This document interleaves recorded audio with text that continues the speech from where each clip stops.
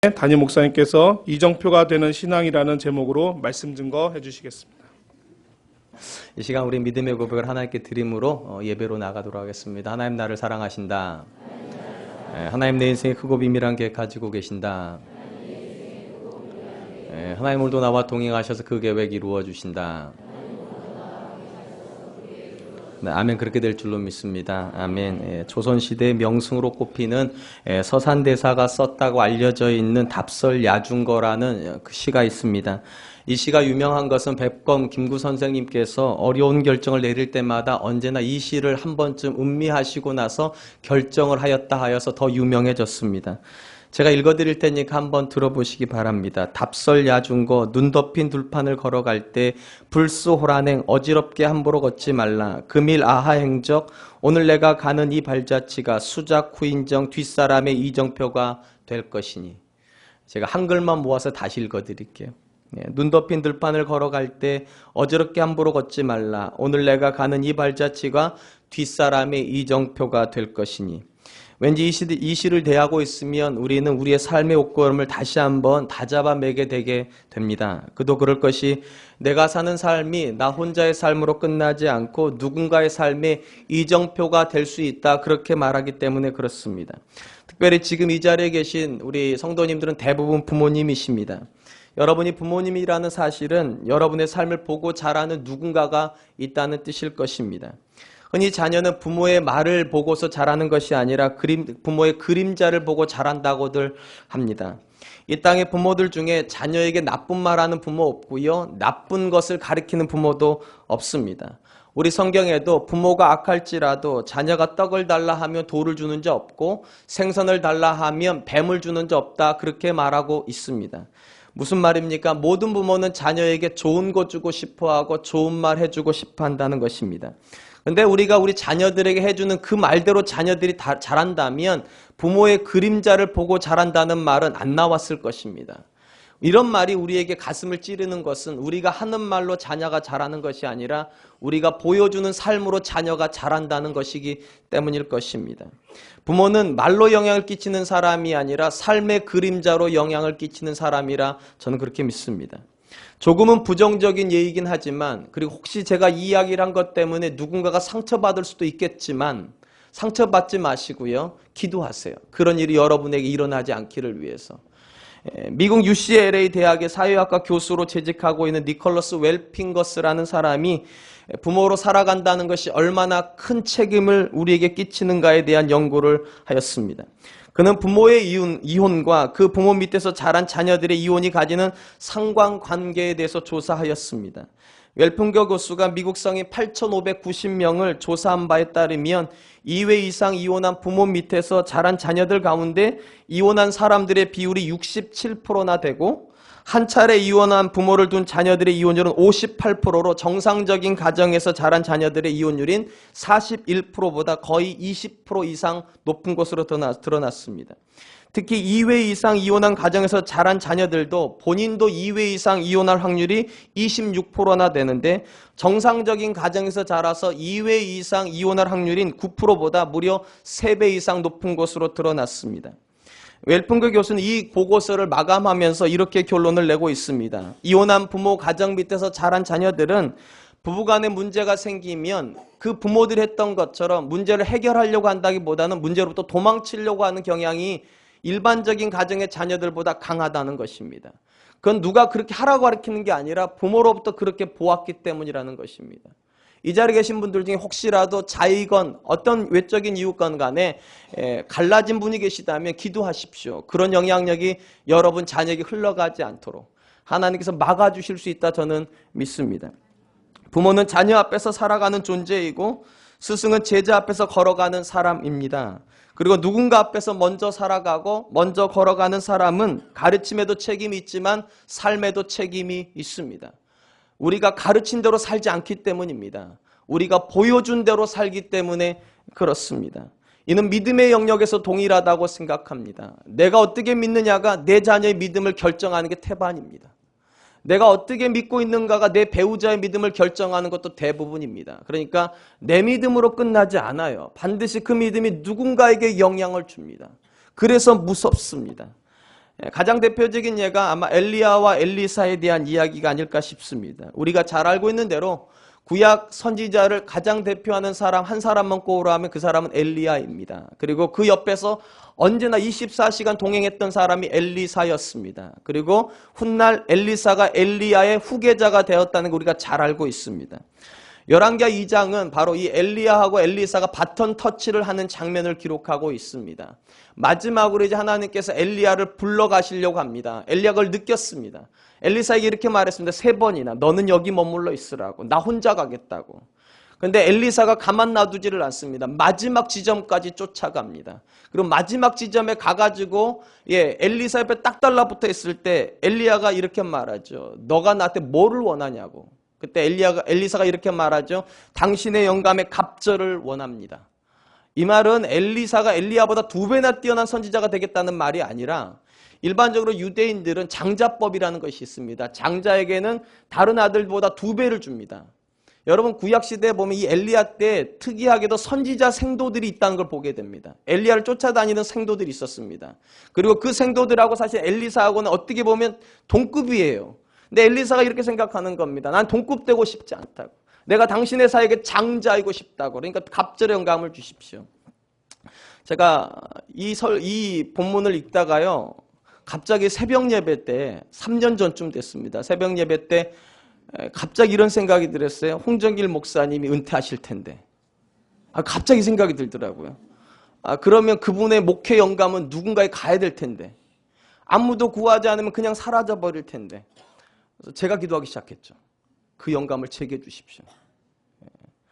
남서울은혜교회, 남서울교회를 거쳐간 목회자가 30명 이상, 한 40명 될 겁니다. 그 기도한 사람은 저밖에 없을 거예요. 그 영감을 제게 달라고. 저는 지금도 믿습니다. 제가 받아왔다고. 감사합니다. 엘리사가 그 기도를 한 겁니다. 선지자 성도들이 어마어마하게 많은데 그 많은 선지자 생도들 중에 그냥 또 한 명의 선지자가 생도가 되고 싶은 것이 아니라 당신의 사역을 계승하는 사람 되고 싶습니다. 그 열망이 있으니까 여기 머물러 있으라고도 머물러 있을 수가 없는 거예요. 그거 받아와야 되겠습니까? 끝까지 가서 내가 그 선지자가 돼야 되겠다. 엘리야와 같은 사역을 하는 바로 그 선지자가 돼야 되겠다. 그 열망이 있으니까 그는 스승을 그냥 내버려 두지 않습니다. 그리고 엘리야가 이렇게 말하죠. 내가 올라갈 때 하나님께 취함을 받을 때 네가 내 모습을 보면 그렇게 될 것이다. 여러분 그렇게 됐습니까? 안 됐습니까? 됐습니다. 그 이후의 행적을 보면 엘리사가 엘리야와 거의 동격에 가까운 사역을 하는 모습을 보여줍니다. 그도 역시 요단강을 가르고요. 그도 역시 죽은 사람을 살리고요. 그도 역시 엘리야가 했던 대부분의 사역을 계승하는 모습을 보여줍니다. 특별히 이 엘리사가 엘리야를 떠나보내고 나서 했던 첫 번째 모습은 우리에게 큰 도전을 줍니다. 여러분 엘리야와 엘리사가 요단강을 건널 때 어떻게 건넜습니까? 엘리야가 윗옷을 벗어가 돌돌 말아서 요단강을 내리침으로 갈랐습니다. 갈 때는 쉬웠어요. 엘리야가 갈라줬으니까. 근데 문제는 이제 엘리야가 가버렸단 말이죠. 그럼 돌아올 때가 문제입니다. 돌아올 때가. 근데 특이하게도 하나님께서 다 걷어가셨는데요. 엘리야의 겉옷은 안 걷어가셨어요. 엘리사 옆에 있어요. 뭔 의미일까요? 성경이 이 얘기 안 해줘요. 그게 무슨 의미인지. 저는 이렇게 느껴져요. 네가 한번 해보지 않을래? 엘리야가 했던 것처럼 너도 한번 그거 돌돌 말아서 한번 내려쳐보지 않을래? 저는 그렇게 느껴져요. 엘리사가 그 옷을 돌돌 말습니다. 자기 옷을 말지 않아요. 그 옷을 돌돌 말아가지고 거기다가 내리치면서 뭐라고 이렇게 말합니다. 엘리야의 하나님은 어디 계시나이까? 이게 저는 매우 의미심장해요. 저한테는요. 여러분 엘리사는요 이스라엘 땅에서 태어난 사람입니다. 그러니까 어려서부터 분명히 부모님으로부터 하나님에 대해서 배웠을 거예요. 그러니까 그는 이미 하나님을 아는 사람입니다. 지식적으로는요. 근데 지식적으로 알았던 하나님을요 그가 엘리야 안에서 어떻게 발견한 겁니까? 살아계신 하나님으로 만났어요. 엘리야가 기도하면 하늘이 닫히는 걸 봤어요. 엘리야가 기도하면 닫혔던 하늘이 열리는 것도 봤어요. 엘리야가 기도하면 죽었던 사람이 일어나는 것도 봤어요. 엘리야가 기도하면 자기를 둘러싸고 있는 온 성을 둘러싸고 있던 군대들이 아무 문제가 되지 않는 걸 봤어요. 무슨 말인가? 엘리야의 하나님은 살아계시더라는 거예요. 부모로부터 배웠던 하나님은 지식의 하나님이었다면 엘리야의 하나님은 살아있는 하나님이에요. 그냥 엘리사가 지금 도전하는 거 아닙니까? 하나님 내 인생에도 하나님은 살아있었으면 좋겠다고. 엘리야 하나님은 어디 계십니까? 살아계신 그 하나님은 어디 계십니까? 하고 내리쳤는데 요단강이 똑같이 갈라졌어요. 답이 온 거죠. 네 안에 있다고. 내가 네 안에 있다고. 이쯤 되면 아멘 좀 하세요. 여러분, 엘리야의 하나님은 우리 하나님 되시는 줄로 믿습니다. 우리가 정말로 원하면요, 살아계신 하나님, 지식의 영역에 머물러 있는 하나님이 아니라 그냥 예배 중에만 있는 하나님이 아니라 우리 삶에 살아있는 하나님을 원하면 그 하나님 우리에게도 하늘을 열어주실 줄로 믿습니다. 제가 이 엘리사에 대한 이야기를 묵상하다가 문득 한 여자분에 대한 생각이 들었어요. 김태연이라고 하는 여자분이십니다. 여자 사업가이십니다. 이분은 미국에서 환경, 컴퓨터, 인터넷, 피부 미용에서 다양한 업종에 걸쳐서 연매출 1,500억 원을 기록하고 있는 TYK라는 그룹의 회장님이십니다. 여성으로는 최초로 미국 태권도 협회로부터 공인 8단 그랜드 마스터를 취득한 최초의 여성이기도 하고요. 태연 킴이라고 하는 쇼를 만들어서 직접 TV쇼를 진행했던 여자분이기도 하십니다. 그녀는 1946년에 경북 김천에서 태어나서 1985년에 미국으로 이민을 간 한국 여성이고 이민 역사에서 가장 뛰어난 여성 사업가로 기록이 되고 있습니다. 제가 엘리사에 대한 이야기를 하다가 갑자기 김태연이라는 여자 사업가에 대해서 이야기하는 이유가 있습니다. 이분이 자신의 슬로건처럼 쓰고 있는 고백이 있습니다. 어려운 일 당할 때마다, 낙심될 때마다 그녀는 이렇게 외쳤다고 합니다. He can do it, she can do it, why not me? 그도 할 수 있었고 그녀도 할 수 있었다면 왜 나라고 못하겠는가? 제가 이런 이야기를 해드리면 대부분의 사람들은 은혜를 뒤쪽에서 받아요. Why not me? 왜 나는 안 되겠는가? I can do it too. 나도 역시 할 수 있지. 대부분 그렇게 은혜 받아요. 근데 여러분, 제가 그 은혜는 제껴두고요. 앞에 있는 말을 좀 여러분들 해두고 싶습니다. 여러분, 이 김태연이라는 여자가요, 만약에 희가 없고 쉬가 없었으면, 성공한 희가 없고 성공한 쉬가 없었으면 와이남미가 됐겠습니까? 절대로 안 됩니다. 이민 생활에서 성공하는 그 남자를 본 거예요. 똑같은 어려움인데 개척해 나가는 그 남자를 봤어요. 똑같은 여자인데 개척해 나가는 그 여자를 봤어요. 그러니까 이렇게 생각하는 거예요. 그 사람도 하고 그녀도 했으면 나도 할 수 있지 않겠는가. 그래서 본문 사실은 그게 더 중요한 것 같아요. He can do it이 더 중요해요. 사실은요. She can do it이 더 중요해요. 그래야 와이남미가 나와요. 그래서 여러분, 우리 인생 중에 잘 살아주는 그가 있다는 거, 잘 살아주는 그녀가 있다는 거, 잘 살아주는 부모가 있다는 건 참 귀한 은혜입니다. 왜냐하면 그분을 보면서 배우니까 나도 할 수 있겠구나. 그 장로님이 했다면 나도 할 수 있겠구나. 그 권사님이 해냈다면 나도 할 수 있겠구나. 우리 엄마 아빠도 해낼 수 있다면 나도 할 수 있겠구나. He can do it. She can do it. Why not me? 왜 나로가 안 되겠는가? 지금 엘리야가 갈 때 엘리사가 했던 일도 똑같은 것 같아요. 엘리야가 했다면 why not me? 왜 나라고 못하겠는가? 엘리야의 하나님이 계시다면 왜 엘리사의 하나님은 없겠는가? 그러니까 엘리사가 외치는 거예요. 엘리야의 하나님은 어디 계십니까? 그 하나님이 나와 함께 하시지 않으시겠습니까? 그러므로 여러분, 엘리사가 요단강을 가를 수 있었던 것은 물론 그의 믿음이 대단했기 때문입니다. 맞아요. 그 믿음 대단한 믿음이에요. 그런데 여러분, 그 믿음이 하늘에서 갑자기 뚝 떨어진 거 아닙니다. 엘리야가 있었기 때문에 엘리사의 믿음이 나온 거예요. 엘리야가 요단강을 갈라주니까 엘리사가 본 거잖아요.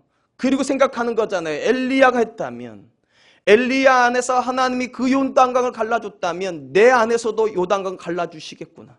엘리야의 손만 쓰시는 게 아니라 내 손도 쓰실 수 있겠구나. 그러므로 여러분, 우리보다 먼저 신앙생활을 해주는 분들이 있다는 건 참 감사합니다. 특별히 믿음 안에서 잘 신앙생활 하시는 분들이 있다는 건 너무너무 고마운 일입니다. 왜냐하면 우리도 도전받을 수 있으니까. He can do it, she can do it, why not me? 사랑하는 성도 여러분, 우리의 삶은 우리가 원하든 원하지 않든 간에 누군가에게 영향을 줍니다. 엘리야의 삶이 엘리사에게 그대로 영향을 주었습니다. 예수님의 삶이 12제자에게 그대로 영향을 주었습니다. 물론 다 좋은 영향만 가지는 않아요. 나쁜 영향도 가가지고 가룟 유다가 나오긴 하지만 반드시입니다. 영향은 흘러갑니다. 내가 원해도 내가 원하지 않아도 영향은 흘러가게 되어 있어요. 죄송하지만 그래요. 여러분이 정원준이라는 사람을 담임 목사로 데리고 있기 때문에 어쩔 수 없이 여러분의 신앙 색깔하고 제 신앙 색깔은 비슷해질 거예요. 싫으셔도 좋으셔도 어쩔 수 없어요. 그러니까 우리가 선택할 수 있는 건 이거예요. 영향을 줄 것이냐 안 줄 것이냐 그건 선택 못합니다. 반드시 영향을 주게 되어 있으니까. 우리가 원해야 되는 건 이겁니다. 어떤 영향을 줄 것인가. 내가 어떤 영향을 끼치는 사람일까의 생각을 해야 돼요. 영향은 흘러갈 거니까. 저는 오늘 이 본문 말씀을 통하여서, 우리가 읽은 본문 말씀을 통하여서 우리의 삶을 통하여서 우리가 어떤 영향을 끼쳐야 될지, 하나님께서 정말로 우리에게 원하시는 삶의 영향은 무엇인지에 대해서 함께 생각해 보려고 합니다. 오늘 본문은 회당장 야이로라는 사람이 등장하면서 시작합니다. 이 회당장 야이로에게 12살 된 무남 동료가 있었습니다. 근데 무슨 병인지 모르겠지만 병들어서 죽어가고 있었습니다. 외딸이니까, 물론 자식이 여러 명 있어도 똑같이 했겠지만 그래도 특별히 외딸이니까 이 아버지가 너무너무 가슴이 아파서 예수님에게 찾아왔습니다. 그리고 이렇게 요청합니다. 내 딸이 죽어가니까 우리 집에 와서 내 딸을 좀 살려달라고. 예수님께서 그 말을 들으시고 측은히 여기셨던 것 같습니다. 그래서 직접 걸어가셨습니다. 얼마든지 말씀으로도 하실 수 있었는데 그 집에 직접 가셨습니다. 가는 길이 얼마나 촉박했을까요? 회당장 야이로가 빨리 가야 되는데, 근데 문제가 딱 발생해 버렸습니다. 예수님이 꼼짝도 안 하시는 거, 어느 시점 딱 가더니 멈춰버렸어요. 그리고 성경 그 멈춘 이유가 한 여자가 예수님 옷자락을 잡았기 때문이랍니다. 예수님께서 그 자리에서 그 여자 만날 때까지 꼼짝도 하지 않으십니다. 여러분 한번 생각해요. 이 부분을 우리가 제대로 이해하려면요, 회당장 야이로 입장에서 이해해야 돼요. 여러분이 회당장 야이로라고 생각해 보세요. 여러분의 외딸이 지금 죽어가요. 한시가 급해요. 이게 정말 몇 분 안에 생명이 끝날지도 몰라요. 근데 예수님께서 가시던 걸음을 멈추고 안 가면 여러분 속이 어떻겠습니까? 평안하시군요. 그냥 예수님이니까 그렇지 평안하지. 아닐 겁니다. 정말로 마음이 무너질 거예요. 정말 화딱지가 정말 뚜껑 열릴 거예요. 분명히. 너무 절박해 죽겠는데 예수님께서 이렇게 말씀하세요. 45절에 예수께서 이르시되 내게 손을 댄 자가 누구냐 하시니 다 아니라 할 때에 베드로가 이르되 주여 무리가 밀려들어 미나이다. 여러분 당시 예수님은 인기가 대단했어요. 뉴스메이커예요. 심지어 5,000명씩 따라다니잖아요. 여러분 5,000명이 따라다니면 여러분 사람 밀리지 않겠습니까? 아이돌 한 명만 떠도요 막 오빠 하고서 막 손 쳐보고 싶고 막 미치는데, 예수님이 그 당시 아이돌급의 인기인데 사람들이 몰려들고 당연히 미는 거죠. 근데 그 미는 사람들 중에서 예수님이 누가 나 만진다고 하니까 베드로가 기가 막힌 거, 베드로 입장에서는. 그러니까 베드로 뭐라 이렇게 말하냐면 45절에 베드로가 이르되 주여 무리가 밀려들어 미나이다. 무슨 말은 이런 거예요. 주님 다 밀잖아요. 주님 다 잡는다고 주님을요. 주님 사실은 상식적으로 찾으려면 누가 안 만진 거야? 이거 말씀하셔야죠. 다 미는데 지금. 얼토당토하는 질문하지 마시고 빨리 가자는 거. 지금 죽어간다지 않습니까 예수님? 근데 예수님이 꼼짝도 안 하십니다. 그리고 46절에서 다시 한번 얘기하세요. 예수께서 이르시되 내게 손을 댄 자가 있도다. 이는 내게서 능력이 나간 줄을 알미니라. 여러분 지금 이 시간은요 아주 촉박한 시간입니다. 시간에 맞춰서 갈 수 있을지 없을지 몰라요. 그때까지 예수님이 갈 때까지 그 아이가 살아있으리라는 보장이 없어요. 여러분 회당장 야이로 입장이 얼마나 촉박하겠어요. 이렇게 생각했을 것 같아요. 아니 그거 만지는 게 그렇게 싫은가? 옷 한 벌 내가 해드리지 그냥 그거. 뭐 찢어진 것도 아닌데 때 묻어서 그러시나? 안 그러시겠습니까? 회당장쯤 되면 돈 있잖아요. 저 같으면 이럴 것 같아요. 예수님 제가 옷 한 벌 해드릴게. 한 벌로 만족 못하면 몇 벌도 해드리니까 가자고 제발 좀. 지금은 가시자고. 나 미치겠다고. 이러지 않겠냐고요. 근데 그 마음을 아는지 모르는지 안 가세요. 끝까지 만나야 되겠다는 거. 자기 옷을 만진 사람을요. 옷에다 금가루 뿌려놓은 거예요? 금 중량이 빠져나간 거예요? 그런 거 아니잖아요 지금요. 여러분 이 본문에서 우리가 느끼는 거 이겁니다. 분명히 이유가 있을 거예요 예수님이. 그냥 안 가시는 게 아닐 거란 말이죠. 전체적인 문맥은 이런 뜻이에요. 야이로에게 주고 싶은 메시지가 있었어요. 좀 지나면요 회당장 야이로 집에서 메시지가 와요. 딸이 죽었다고요. 예수님이 보고 계세요. 어차피 시간에 맞춰서 못 가요. 중요한 건 이겁니다. 그 시간에 못 갔을 때에도 그 상황 때문에 낙심하지 않는 마음이 필요했어요. 그리고 그 낙심하지 않는 마음을 누가 주냐면 그 당시에 그 자리에서 예수님 옷자락을 잡았던 그 여자가 줄 거란 말이에요. 그러니까 예수님께서 그 여자를 찾으셔야 되는 거예요. 그래야지 그 여자를 통해서 나사로의 이 회당장에게 주고 싶은 메시지가 있었던 거예요. 결국입니다. 예수님께서 안 가시니까 꼼짝도 안 하시니까 한 여자가 뿔쑥 나옵니다. 그리고 자기를 소개합니다. 자기는 12의 혈루증 앓았던 여자라고. 여러분 이 본문이 참 의미가 있는 게 이 회당장 야이로의 딸이 몇 살이죠? 12살이에요. 이 여자가 몇 년간 아팠죠? 12년간 아팠어요. 고쳤어요? 못 고쳤어요? 못 고쳤어요. 아무리 사람들에게 쫓아다녀도 못 고치는 병이에요. 쉽게 말하면 불치병이에요. 곧 있으면 죽겠죠, 이제요. 12년간 하혈했으면 죽는 거죠, 곧 있으면. 근데 이 여자에게 소문이 하나 들려왔어요. 예수님이란 분의 소문이 들려왔어요. 신기하게도 소문만으로도 믿음이 들어왔어요. 그리고 군중 속으로 뛰어 들어갑니다. 여러분, 이거 대단한 일이에요. 왜냐하면 구약율법에서 혈루증을 앓았던 여자들, 그러니까 유출병이라고 부르는데, 이 유출병 앓았던 여자는 부정한 사람 취급받습니다. 그래서 이 여자가 앉았던 자리에 누군가가 앉으면 그 사람도 부정해집니다. 그래서 이 여자는 격리시킵니다. 일반적으로요. 아무도 못 만나게 합니다. 근데 여러분, 격리시킨 이 여자가 격리돼 있어야 될 여자가 군중 속에 들어와 버렸어요. 그러면 어마어마하게 많은 사람을 만졌겠죠? 해치고 들어가야 되니까. 그러면 여러분, 이 사람들 다 부정한 사람 된 거예요. 그러겠죠? 사람들이 만약에 이 여자가 율축병자라는 거 알았으면 돌 던졌을 거예요. 예수님 앞에 오지도 못하고 맞아 죽었을 거예요. 근데 이 여자가 그 맞아 죽는 것을 두려워하지 않고 온 거예요. 근데 문제는 더 큰 문제가 있어요. 이 여자가 그 손으로 내밀어서 잡은 분이 예수님이에요. 여러분, 예수님이 부정해지면 됩니까? 안 되는 거죠. 그래서 이 여자가 못 나서는 거예요. 나와서 너무 기쁘긴 하지만 자기가 유출병자였다는 사실이 드러날까 봐. 그리고 그 사실 때문에 자기가 주님 앞에서 책망 들을까 봐 무서워서 못 가는 거, 못 나오는 거예요. 근데 예수님이 그냥 가주시면 좋을 텐데, 그냥 가주시면 모든 게 그냥 자연스럽게 길이 될 때 안 가는 거예요. 안 가는 거예요. 그리고 계속 말씀하세요. 누군가 만졌다고, 누군가 만졌다고. 근데 이 여자가 견딜 못하는 거죠. 예수님 가셔야 되겠는데 안 가시니까. 끝내 이 여자가 나섭니다. 그리고 속지 않은 마음으로 이렇게 대답해요. 47절입니다. 우리 같이 한번 읽어보죠. 읽습니다. 시작.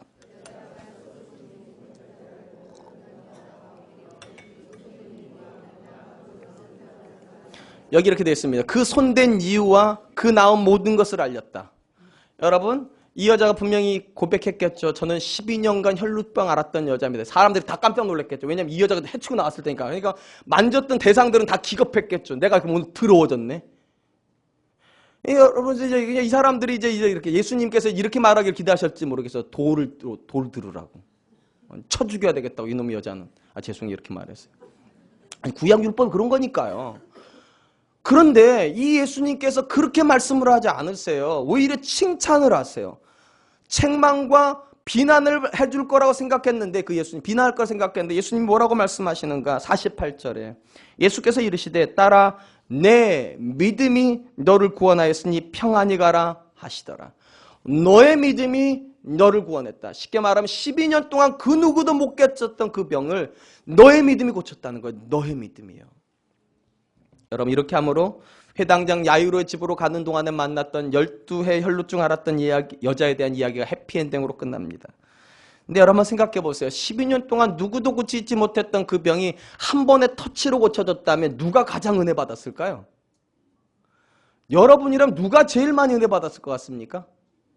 물론 당연히 12년 동안 혈루증 앓았던 여자겠죠. 그리고 야이로죠. 야이로죠. 한 번의 터치로도 사람이 이렇게 회복이 될 수 있다면 내 딸도 되겠구나. 내 딸도 고침을 받을 수 있겠구나. 그 믿음의 격려를 주고 싶어서 그 여자를 찾으신 거예요. 회당장 야이로에게 그 믿음의 도전을 주고 싶어서 네 딸도 이렇게 될 수 있다. 네 딸도 할 수 있다. 네, 여러분, 이 격려가 주어지는 순간에 반전이 일어납니다. 회당장 야이로의 집으로부터 소식이 들려옵니다. 어떤 소식이요? 딸이 죽었다는 소식입니다. 오늘 읽진 않았지만 사실은 56절까지가 전체 본문입니다. 너무 길어서 제가 잘랐는데요. 우리 49절 한 번만 같이 읽어보겠습니다. 읽습니다. 시작. 아직 말씀하실 때 회당장의 집에서 사람이 와서 말하되 당신의 딸이 죽었나이다. 선생님을 더 괴롭게 하지 마소서. 더 괴롭게 하지 마십시오. 이제 필요 없다는 거예요. 선생님이 가봐야 될 이제 이유가 없어졌으니까 이제 우리끼리 가자는 거예요. 가서 빨리 장례 치르자고. 한참 막 믿음이 올라올만 했는데, 그죠? 12년 동안 알았던 여자도 나아지면 내 딸도 낫겠구나. 이 믿음이 막 올라오려고 그랬는데 찬물을 끼얹어 버린 겁니다. 낙심이 됐겠죠. 그때 예수님께서 뭐라고 말씀하십니까? 그게 50절입니다. 50절 한번 같이 읽어보겠습니다. 읽습니다. 시작. 예수께서 들으시고 이르시되 두려워하지 말라. 믿기만 하라. 그리하면 딸이 구원을 얻으리라 하시고. 여러분, 주님이 분명히 죽었다고 그랬어요. 예수님 거기 가서 본 적도 없고 이 종들이 보고 왔어요. 여러분, 종들이 보고 온 게 정확하겠어요? 예수님 본 게 정확하겠어요? 당연히 종들이 본 게 정확하죠. 정확하게 본 사람들이 객관적인 수치를 이렇게 말했어요. 죽었다고. 근데 예수님 뭐라고 말씀하십니까? 믿기만 하라고. 그럼 살아난다고. 그럼 여러분 한번 생각해 보세요. 예수님 여기서 말씀하신 이 믿기만이라고 할 때 이 믿기만은 누구처럼일까요? 누구처럼 믿으라는 걸까요? 방금 전에 만났던 그 혈루증 여자처럼요. 그 여자처럼만 믿으라는 거예요. 그 여자처럼만 믿으면 네가 보게 될 거라는 거예요. 네 딸이 구원받는 것을. 여기서 구원받는 게 일어난다는 뜻입니다. 놀라운 일이 벌어져요. 회당장 야이로가 그 믿음을 소유합니다. 분명히 종들이 데려갈 필요 없다고 그랬어요. 예수님 모시고 갈 필요 없다고 그래서 죽었으니까. 근데 회당장 야이로가 그 예수님을 모시고 자기 집으로 들어갑니다. 뭐 한 겁니까? 믿음이 들어온 거예요. 살아날 수 있다. 정말로 살아날 수 있다. 정말로 될 수 있다. 놀라운 일이 벌어집니다. 그 집에서 그 딸이 일어납니다. 사실 이건 상식 바깥의 이야기예요. 상식적으로 안 되는 이야기예요. 근데 여러분 12의 혈루증 앓았던 여자가 한 번의 터치로 살아나는 것도 상식적으로 안 되는 이야기예요. 상식적으로 안 되는 이야기를 보았기 때문에 믿은 거예요. 이 야이로가요. 그리고 확신한 거예요. 내 딸도 되겠구나. She can do it in Jesus Christ. Why not me? 왜 내 딸은 안 돼? 그분 안에서 이 여자가 나왔는데 왜 내 딸은 안 되겠어? 그래서 그 여자가 결국은 야이로의 믿음과 연결이 되는 것입니다. 사랑하는 성도 여러분, 저는 오늘 한국교회가 대단히 위기라는 소리를 많이 듣습니다. 여러분들도 많이 들었을 겁니다. 그러면서 무슨 얘기합니까? 교회가 줄어들고 있다, 성도 수가 줄어들고 있다, 개척교회가 문 닫는다, 그런 얘기를 한국의 위기라고 많이들 얘기합니다. 여러분, 저는 그건 위기라고 생각하지 않습니다. 여전히 한국교회 사람 많습니다. 이거 보세요. 얼마나 많아요. 정말 많은 숫자입니다. 숫자로 한국교회 위기는 아니에요. 초대교회 120명의 성도들이 전 세계를 뒤집어 엎었거든요. 그러니까 숫자적인 문제는 아니에요. 교회가 문을 닫는다? 그것도 위기 아니에요. 아직도 교회 많아요. 나가보세요. 얼마나 많은가. 그러니까 교회가 줄어들고 있다, 숫자가 줄어들고 있다, 그게 문제는 아니에요. 절대로 줄어들면 안 되는 숫자가 줄어들고 있기 때문에 문제예요. 한국교회 더 이상 엘리야가 존재하지 않는 것 같아요. 우리 주변에 더 이상 12의 혈루증 앓았던 여자가 존재하지 않는 것 같아요. 누군가에게 믿음의 도전을 주는 사람들이 점점 줄어들고 있어요. 여러분 곰곰이 생각해 보세요. 최근에 여러분 그 사람 때문에 도전받은 분 계십니까? 그 사람의 믿음을 보면서 He can do it, she can do it, why not me? 그분이 그렇게 자녀 키우는 거 보면서 야 저렇게 키워도 되는구나. 나도 저렇게 한번 키워봐야지. 그렇게 도전받은 분 계십니까? 대부분 이렇게 도전받죠. 그 학원 보내니까 되는구나. 나도 그 학원 보내야 되겠다. 그 사업하니까 되는구나. 나도 그 사업해야 되겠다. 그런 도전은 받지만 믿음의 도전을 받으신 적 있습니까? 최근에? 한국교회 안에 점점 그 사람들이 줄어들고 있습니다. He can do it 할 수 있는 he가 없어지고 있어요. She can do it 하는 she가 없어지고 있어요. 믿음 안에서 살아가는 그 사람, 믿음 안에서 살아가는 그녀가 사라지고 있는 게 진짜 문제지요. 성도 수가 줄어드는 건 문제 없어요, 사실은요. 여러분 아브라함에 대한 이야기 아시잖아요. 아브라함이 자기 조카 롯을 기억하면서 하나님 앞에 중보기도 하잖아요. 하나님 50명이면 살려주시겠습니까? 45명이면요. 40명이면요. 그렇게 줄어들죠. 점점 줄어들어요. 최종적으로 몇 명으로 낙찰 봅니까? 10명으로 낙찰 봤어요. 아브라함이 이렇게 생각했던가? 10명은 있겠지. 아무리 도시가 타락해도 10명의 의인은 있겠지. 최소한 그 10명이 없어요. 제가 질문 드릴게요. 소돔과 고모라는 왜 멸망했죠? 예, 맞아요. 10명이 없어서예요. 그 성이 타락한 게 문제도 아니고요. 그 성이 성적으로 물러난 것도 문제가 아니에요, 사실은요. 있어야 될 10명이 없는 게 문제예요. 여러분, 한국교회 성도들이 주는 게 문제 아니에요. 교회가 문 닫는 게 문제 아니에요. 있어야 될 교회가 존재하지 않고 있어야 될 성도가 존재하지 않는 이 상황이 위기 상황이에요. 우리가 누군가를 보면서 엘리야를 보면서 엘리사가 꿈을 키웠던 것처럼 살아계신 하나님이 엘리야에게 있다. 나도 그 하나님 원한다. 그런 사람이 존재해야 되고요. 절박하긴 똑같이 절박해요. 죽느냐 사느냐 생사의 기로에 놓여 있는데 12의 혈루증 앓았던 그 여자에게 믿음이 있어요. 내가 만지기만 하면 낫는다. 그 믿음이 있었기 때문에 이 회당장 야이로가 도전받았어요. 저 여자도 할 수 있다면 나도 할 수 있겠구나. 주님이 저 여자 안에서도 일하신다면 내 안에서도 일할 수 있겠구나. 이런 도전을 주는 사람이 점점 사라지고 있어요. 근데 여러분, 현실을 한탄하시면 안 돼요. 하나님이 여러분들 이렇게 말할 거예요. Why not you? 왜 네가 안 할래? 네가 좀 엘리야 좀 돼주면 안 되겠어? 네가 좀 엘리사, 이 12의 혈루증 앓았던 여자와 같이 좀 살면 안 되겠냐고. 왜 자꾸 남의 탓만 하냐고. 왜 목사 탓만 하냐고. 왜 장로 탓만 하냐고. 왜 권사 탓만 하냐고. 너희가 좀 그 사람 한번 되어주면 안 되겠냐고. 여러분, 여기 12의 혈루증 앓았던 여자는 이름이 존재하지 않아요. 무명의 여인이에요. 교회사적으로 그 여자가 누군지도 아무도 몰라요. 근데 그 여자가 존재했기 때문에 성경의 이야기가 기록될 수 있었습니다. 사랑하는 성도 여러분, 전 저와 여러분들이 그런 사람 되었으면 좋겠습니다. 그냥 그렇게 살다가 그렇게 잊혀지는 사람이 아니라 하나님께 의미가 있는 사람이 되었으면 좋겠어요. 여러분, 하나님께 의미가 있는 사람은 언제나 믿음과 관련된 사람밖에 의미가 없어요. 그 여자의 믿음이에요. 엘리야의 믿음이에요. 엘리야가 가지고 있었던 재산 아니에요. 그 여자가 가지고 있었던 부요 아니에요. 그들이 가지고 있었던 믿음이에요. 저는 우리 사랑과 은혜교회 성도님들이 그런 도전을 좀 받으셨으면 좋겠어요. 하나님, 제가 우리 가정의 엘리야가 되겠습니다. 하나님, 제가 우리 가정의 이 12 혈루증 여자가 되겠습니다. 그래서 나를 통하여서 내 자녀들이 믿음을 보게 해주십시오. 나를 통하여서 내 남편이, 내 아내가 믿음을 보게 해주십시오. 그리고 우리 가정을 통하여서 우리 사랑과 은혜교회가 믿음을 보게 해주십시오. 사람들이 도전받기를 원합니다. 하나님, 우리 가정의 애들처럼 키웠으면 좋겠다. 그런 이야기를 좀 듣게 해주십시오. 우리 교회 안에 먼저 걸어가시는 분들이 뒤 오는 분들에게요, 이정표가 되었으면 좋겠어요. 아무개 엄마처럼 자녀 키워야 되겠다. 아무개 아빠처럼 아들 교육해야 되겠다. 그러면 될 것 같다. 성공에 대한 모델을 원하는 게 아니에요, 제가요. 부자의 모델을 원하는 게 아니에요. 믿음의 모델을 원하는 거예요. 믿음의 이정표를 놓아줄 수 있는 사람. 기도로 자녀를 키우는 부모들이요. 말씀으로 자녀를 키우는 아버지들이요. 말씀 앞에서 신앙생활하는 부부요. 그걸 원하는 거예요. 하나님께서 여러분들이 그렇게 하면 반드시 쓰실 거예요.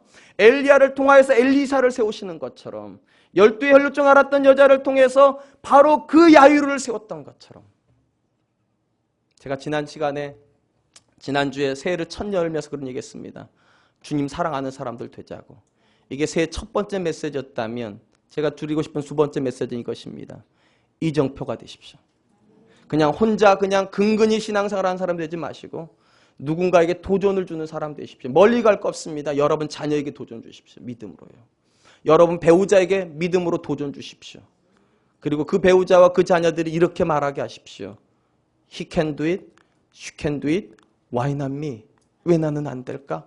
우리 아빠도 해냈는데, 우리 엄마도 해놨는데, 내 아내도 내 남편도 했는데 나는 왜 안 될까? 할 수 있지. 나도 할 수 있지. 이제 말씀을 맺겠습니다. 저는 오늘 이 시간 저와 여러분들에게 도전을 드리고 싶습니다. 엘리사가 요단강 앞에서 외쳤던 이름은 다른 이름 아닙니다. 그가 보았던 사람이에요.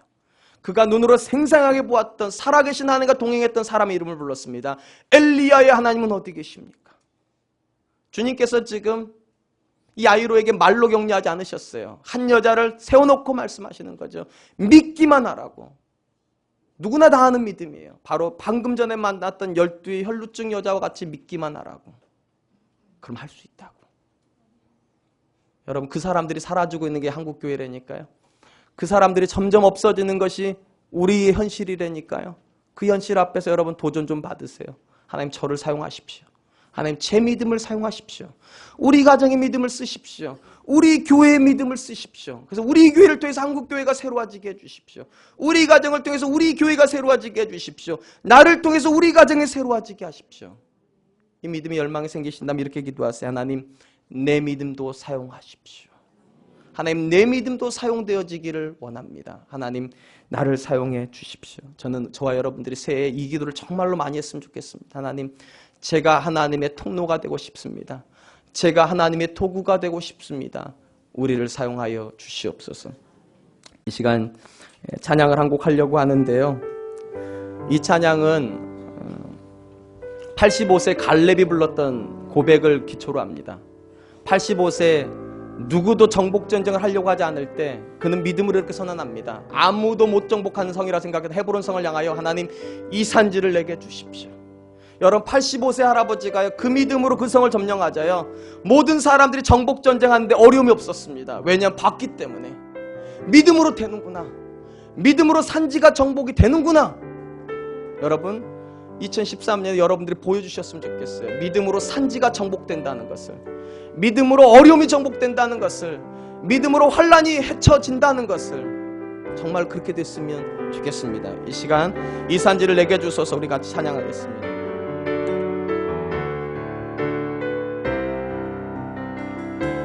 주님이 주신 땅으로